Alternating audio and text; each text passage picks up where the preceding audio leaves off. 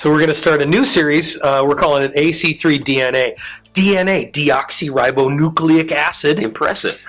Which is the basic biological information. It's a molecule, right, that describes what an organism is. Makes a daisy a daisy. Characteristics. Its characteristics. Yeah. And so the same can hold true for organizations like churches. What's the DNA that makes one church stand out over and against another? Now, there are lots of things they should share in common, like all humans share 2 hands and 2 feet and hair on their heads and that kind of thing. Yeah.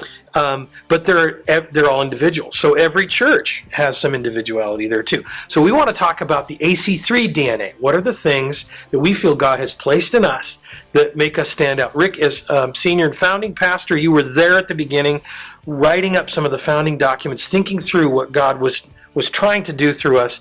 What are at least one of the standout principles or values that still hold true today? AC3 DNA. Well, one of the enduring pieces of our thumbprint is got to be people matter to God. And specifically, that value relates to how we look at outsiders. People are far from God. So we would talk about lost people matter to God. And that is still an enduring part of the DNA of our church. That people on the outside of the community of faith matter. And maybe to some people that seems like that should go without saying, but honestly, there are times in church history and places and environments where maybe that's said in some way, but it's not ever lived. That idea that people are outside the church family, they matter. Okay, so if that matters, that's a great idea. How does Allen Creek live that out? Well, number one has got to be relationship. And sometimes you find yourself, sometimes even unconsciously, rejecting or eschewing or pushing off relationship with people who are not part of the church family because they don't share your values. And actually statistics show this. Within a year and a half, Christians who become Christians, almost their entire social circle is devoid of people who are not part of their church community.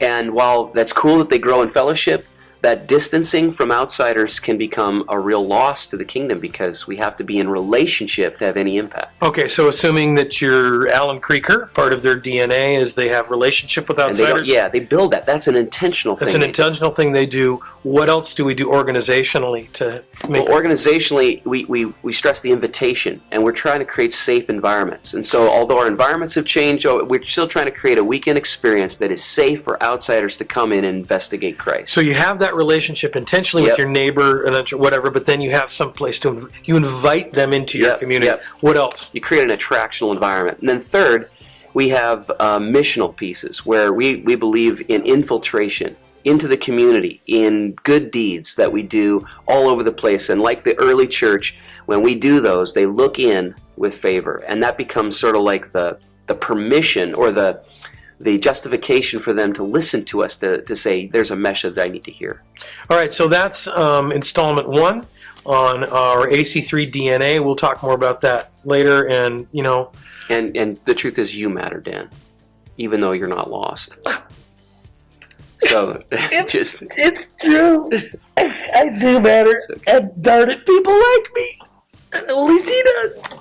Thank you. I feel like such an outsider. Yeah. Well, you should feel like an insider now. I need my tea. It's really cider.